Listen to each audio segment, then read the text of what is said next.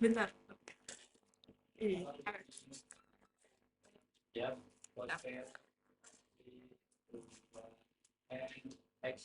Halo, terima kasih sudah bersedia menjadi narasumber kami.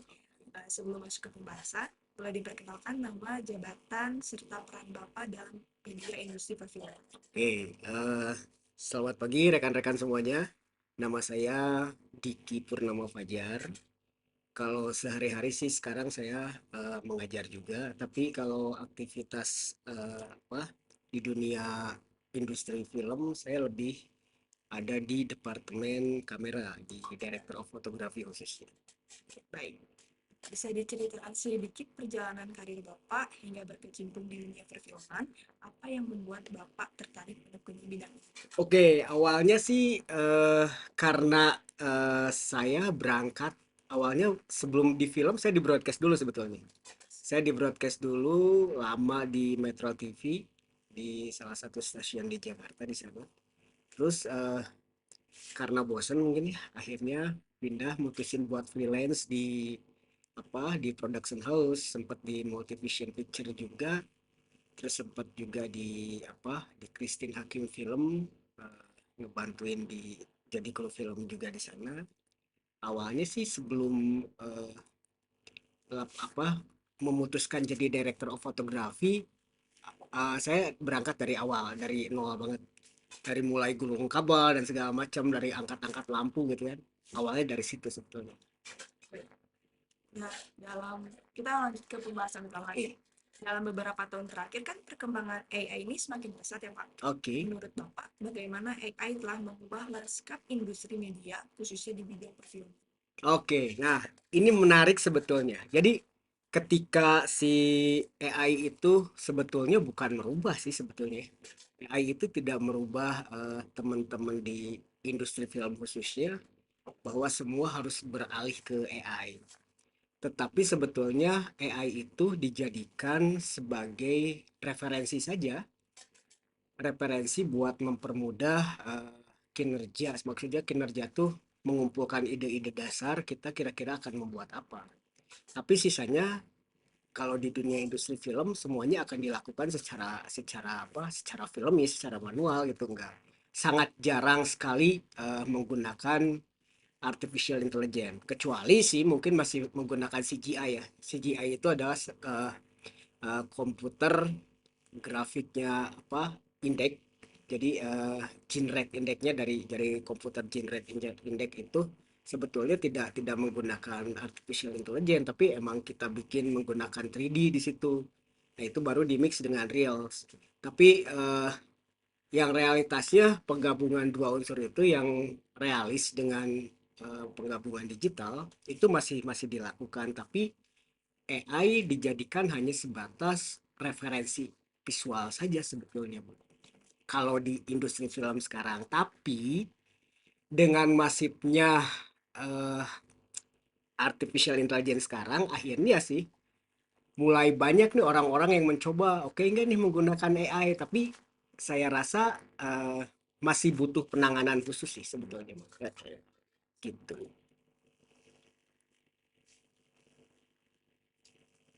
Dalam pengalaman Bapak, apa manfaat terbesar Bapak yang dirasakan itu setelah adanya AI dalam proses produksi film atau konten audiovisual?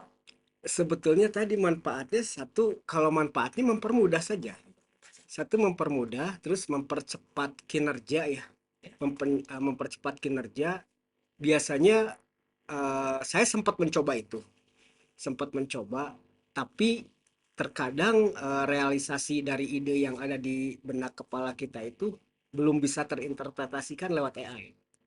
Akhirnya tetap harus dilakukan secara manual, betul. Tapi kalau buat membangun konsepsi, ngasih referensi tadi, itu masih memungkinkan sih. Oke. Kalau kan banyak yang khawatir AI itu dapat menggantikan profesi kreatif Mhm. seperti penulis naskah, editor, ilustrator, atau bahkan sutradara. Bagaimana pandangan Bapak mengenai hal tersebut? Menurut saya sih kalau saya tidak terlalu khawatir banget ya. Dan teman-teman di dunia industri juga mereka sangat tidak tidak khawatir dengan munculnya AI akan menggantikan profesinya mereka. Tapi justru yang tidak dipunyai dari AI itu adalah karakter yang ditampilkan oleh seorang kreatornya itu. Jadi kreator ini tidak bisa digantikan sama AI. Karena misalkan contohnya kita akan menampilkan satu satu karakter budaya misalkan, contohnya budaya Sunda yang akan diangkat atau budaya apapun itu.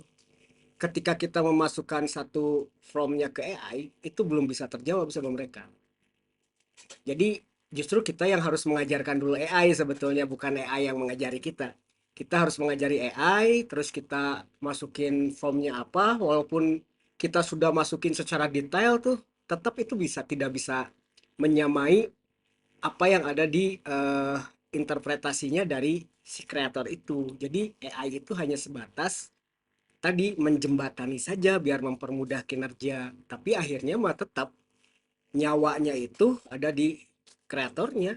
sebagai Bisa, iya, referensi aja. sebagai referensi aja. Jadi dijadikan kalau di ranah dunia visual mah dijadikan mood boardnya aja sih lewat AI gitu.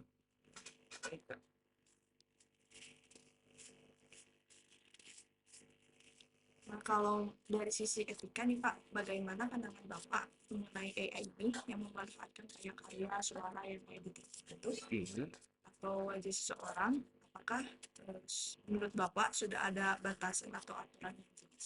Seharusnya, seharusnya apa yang dimunculkan AI kan mengenerate secara universal ya, mengenerate secara universal. Terkadang kita tidak tahu nih, tiba-tiba wajah siapa yang digunakan di situ. Sampai sekarang secara apa ya, secara hukumnya gitu, maksudnya secara ada istilahnya mah ada eh, haknya gitu. Apakah itu bisa kita istilahnya kita apa ya? Kita klaim bahwa itu adalah kita atau bukan. Tapi kita mau klaimnya ke siapa gitu. Nah, itu yang belum bisa sampai sekarang kita tembus tuh. Berbeda dengan hak ciptanya lah intinya, hak ciptanya. Kecuali misalkan contoh satu karya kita terus dimasukin dan ada itu mungkin masih bisa kita kita klaim bahwa itu adalah hak cipta kita walaupun itu sudah dimix dengan menggunakan AI gitu. Tapi harus jelas dulu karya apa yang kita buat nih, udah jelas karyanya emang itu sudah kita hak ciptakan, tiba-tiba masuk ke AI dipakai di generate sama AI ya kita bisa mengklaim itu. Tapi kalau secara universalnya tiba-tiba muncul muka saya di sana, itu agak-agak sulit buat ngeklaim kemana gitu. Permasalahannya itu sih Baik, secara hak cipta ya. baik Pak. Nah, kalau menurut Bapak nih, kompetensi apa yang perlu dimiliki mahasiswa ilmu komunikasi atau calon praktisi media agar mampu bersaing di industri perfilman yang kini mulai berdampingan dengan AI? Secara pasti minimal sertifikasinya harus jelas dulu. Kita sertifikasi itu kan banyak nih. Apalagi di Indonesia sekarang sudah banyak beberapa tempat sertifikasi yang mengeluarkan sertifikasi untuk kemampuan kita di akan bergerak di bidang apa maksudnya. Jadi contohnya misalkan ada sertifikasi perfilman, ada sertifikasi fotografi, ada sertifikasi desain dan segala macam. Nah, minimal kita harus mempunyai itu. Bahkan license-nya menerbangkan drone misalkan buat aerial fotografi atau sinema itu ada lisensinya atau sertifikasinya, ya itu yang harus dimiliki oleh teman-teman yang akan bergerak di media. Karena ketika kita akan masuk ke ranah pemerintahan khususnya itu pasti akan ditanyakan, kecuali kalau misalkan sudah ada trust ya, udah ada kepercayaan khusus dari seseorang misalkan yang tidak membutuhkan lagi sertifikasi, itu masih memungkinkan bisa dilakukan. Tapi kalau yang awalnya ya portofolio harus ada, yang keduanya sertifikasinya harus jelas karena buat mengetahui kemampuan kita sampai di mana nih, gitu maksudnya. Jadi harus ada sertifikasi yang kuat. Sertifikasinya harus kuat, harus jelas. Walaupun kita mampu ya, maksudnya kita mampu operating kamera mampu, tapi kalau kita tidak punya sertifikatnya itu, ada beberapa mungkin perusahaan besar atau apapun itu yang tidak mengakui itu dan kita sulit menembus itu. Kecuali kita udah punya nih satu kelompok tertentu yang sudah menerima job tersebut, kita di hire sama orang tersebut itu masih aman. Siap. Baik, Pak.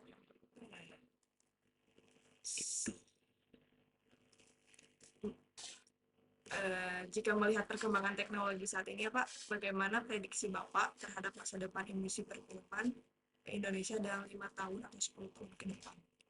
Semakin ke depan dengan munculnya teknologi digital sekarang yang cukup masif, akan semakin lebih baik lagi dan akan lebih berkembang pesat lagi industri film Indonesia karena teknologinya lebih dipermudah, teknologi digitalnya lebih dipermudah. Tinggal kita berani buat satu berkompetisi dengan yang lain, terus attitude-nya kita bangun, dan yang paling terpenting adalah show-nya.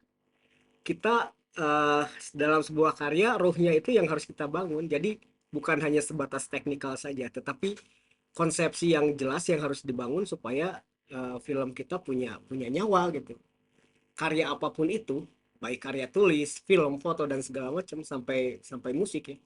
Selama teknologi itu hanya sebatas buat mendukung aktivitasnya saja, tapi ya itu jiwanya yang harus dibangun, jiwa dalam sebuah karyanya itu yang harus ada gitu. Harus hidup ya Pak. Harus hidup itu.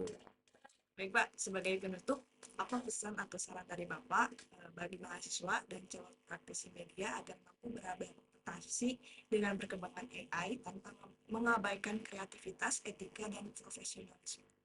eh Masukannya sih yang paling terpenting gimana caranya kita membangun attitude dalam berkarya aja. Kita harus membangun ya tadi attitude-nya dalam berkarya. Medianya apapun itu yang kita gunakan, apakah kita akan menggunakan artificial intelligence saja, apakah kita akan menggunakan medianya yang sifatnya realistis saja, atau kita gabung, bahkan dua-duanya kita gabung jadi satu. Tapi yang penting adalah kejujuran kita buat berkarya, menyampaikan terhadap audiens biar si karya itu menjadi layak dan bisa dinikmati. Apalagi permasalahan ngomongin hak cipta tadi ya, itu yang harus kita pegang teguh banget gitu. Jadi yang pertama yang harus pentingnya kita jaga itu attitude ya Pak. Attitude-nya dulu. Attitude-nya dulu dong kalau dalam berkarya apapun itu ya. Kejujuran kita dalam dalam berkarya itu paling penting. Baik Pak, Gitu. terima kasih telah meluangkan waktu wawancara untuk kami. Sekian. Terus Pak. Sama-sama. Oke, thank you ya. Iya. Oke. Aman. Amin. Aman nggak? Ya. Mohon. Oke. Makasih ya. Oke. Makasih.